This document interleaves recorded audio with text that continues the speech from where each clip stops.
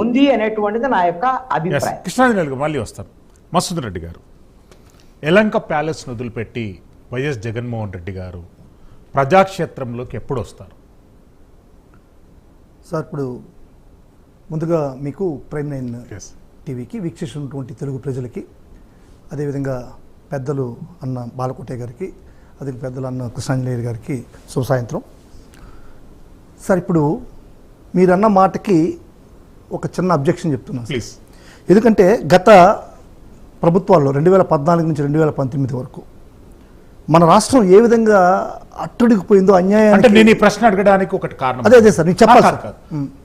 2 సంవత్సరాలలో 14 ప్రెస్ కాన్ఫరెన్స్లు అయితే 11 ప్రెస్ కాన్ఫరెన్స్లు ఆయన యలంక ప్యాలెస్ నుండే వీడియోలు రిలీజ్ చేసినటువంటి దాఖలాలు మీకు తెలుసు, నాకు తెలుసు. అదే సార్, దానికి నేను చెప్తున్నాను సార్. ఈరోజు 2014-19 పరిస్థితుల్లోకి వెళ్తే కఠోరమైనటువంటి ఒక కరోనా ఎఫెక్ట్ ఇంచుమించుగా ఎంత భయంకరమైనటువంటి భార్య బిడ్డ కానీ లేకుంటే భార్య భర్త కానీ కలుసుకోలేని సిచ్యుయేషన్లో మన రాష్ట్రం ఉంటే చంద్రబాబు నాయుడు గారు రోజు ప్రతిపక్ష నాయకుడిగా హైదరాబాద్లోనే ఆయన ఉన్నటువంటి పరిస్థితి, అతని కొడుకు కానీ ఆయన కానీ ఇద్దరు కానీ. ఈరోజు 2014 నుంచి 2019 వరకు ఉన్నటువంటి రోజుల్లో ఎంత పర్సంటేజ్ ఆఫ్ డేస్ ఆయన ఆంధ్ర రాష్ట్రంలో ఉన్నాడు అనేటువంటిది ఒక సర్వే ఎత్తుకుంటే మీకు అర్థమైపోతుంది. ఇప్పుడు జగన్మోహన్ రెడ్డి గారు ఉన్నారా లేదనేది. ఈరోజు కూడా జగన్మోహన్ రెడ్డి గారు 4 రోజులు విజయవాడలో ఉన్నాడు, 3 రోజులు బెంగళూరులో ఉంటున్నారు సార్. ఎందుకంటే బెంగళూరులో అంటే 7 రోజులు 8 రోజులు పూర్తిగా ఉండడానికి ఆయనకు ఉన్నటువంటి అవసరం కూడా లేదు. ఎందుకంటే చంద్రబాబుతో పోలిస్తే చాలా ఎక్కువ ఉన్నాడు. ఈరోజు చూస్తున్నారు సార్, ఇప్పుడు చెప్తున్నారు పెద్దలు అన్న కృష్ణాంజనేయులు గారు చెప్తున్నారు, జగన్మోహన్ రెడ్డి గారు కళ్ళు మూసుకుంటే 5 సంవత్సరాలు అయిపోతుంది అని చెప్పని. సార్, ఇప్పుడు పెద్దలు ఆయన చాలా తెలుగు భాష మీద ఆయనకు కూడా పటుత్వం ఉంది, మాట ప్రక్రియ ఉంది. మనం సామెతలు వాడుతుంటాం సార్. ఇప్పుడు గాంధీ మహాత్ముడు స్వతంత్రోద్యమం కోసం ఆంధ్ర దేశంలో ఉన్నటువంటి ప్రజలందరినీ ఏకతాటిపై నడిపించాడు అంటాం. అంటే ఒక నానుడి ఏకతాటిపై నడిపి, అంటే కాశ్మీర్ నుంచి కన్యాకుమారి దాకా ఒక తాడేసి ఆ తాడు మీద నడవమన్నాడా గాంధీ మహాత్ముడు దేశంలో ఉన్నటువంటి ప్రజలందరినీ? అంటే ఎక్కడో సబ్జెక్ట్ డైవర్ట్ అవుతుంది. అదే సార్, ఇప్పుడు అంటే సబ్జెక్ట్ డైవర్ట్ కాకుండా మీరు డైరెక్ట్ పాయింట్.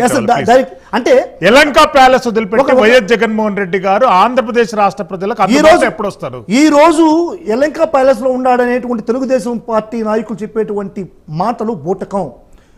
ప్రజలకు అందుబాటులో, ప్రతి కార్యకర్తకి అందుబాటులో విజయవాడలో ఒక వారానికి 4 రోజులు ఆయన అందరికీ అందుబాటులో ఉండేటువంటి పరిస్థితి ఈరోజు ఉంది. ఈరోజు కావాలంటే నేను రేపు ఉదయం కావాల్సి ఉంటే జగన్మోహన్ రెడ్డిని చూసేటువంటి పరిస్థితి ఉంది. మాకేం ఇప్పుడేం అపాయింట్మెంట్లు అవసరం లేదు. ఏ విధమైనటువంటి ఎవరైనా సరే పబ్లిక్ పోవాలని చూస్తే ఆడు మాట్లాడేటువంటి పరిస్థితి ఉంది. 4 రోజులు అయితే 4 డేస్ మాత్రమే. ఇదే పరిస్థితి చంద్రబాబు నాయుడుకి అసలు లేదు కదా. ఇప్పుడు కళ్ళు మూసుకుంటే అనేదాన్ని కూడా చెప్పాలి సార్. ఎందుకంటే అన్న స్ట్రెస్ చేసి మరీ చెప్పాడు. ఒక మన వైఎస్ఆర్ కాంగ్రెస్ పార్టీ క్యాడర్ను ఉద్దేశించి ధైర్యాన్ని నింపేటువంటి ఒక ప్రక్రియలో 5 సంవత్సరాలు ఏముంది, 5 సంవత్సరాలు మీరు కష్టపడండి, 5 సంవత్సరాలు మీరు కళ్ళు మూసుకుంటూ వచ్చేస్తుంది అన్నటువంటి ఒక విధానాన్ని మీరు మాట్లాడుతున్నారు. ఇదే చంద్రబాబు నాయుడు ఏం చెప్పారు సార్?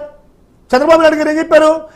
విజన్, నేను హైదరాబాద్లో నా వల్ల జీడీపీ ఈరోజు హైదరాబాద్లో ఎక్కువగా ఉంది, 20 సంవత్సరాలకు జీడీపీ నేను పెడితే 20 సంవత్సరాలు కళ్ళు మూసుకుంటూ వచ్చేసింది అన్నాడు.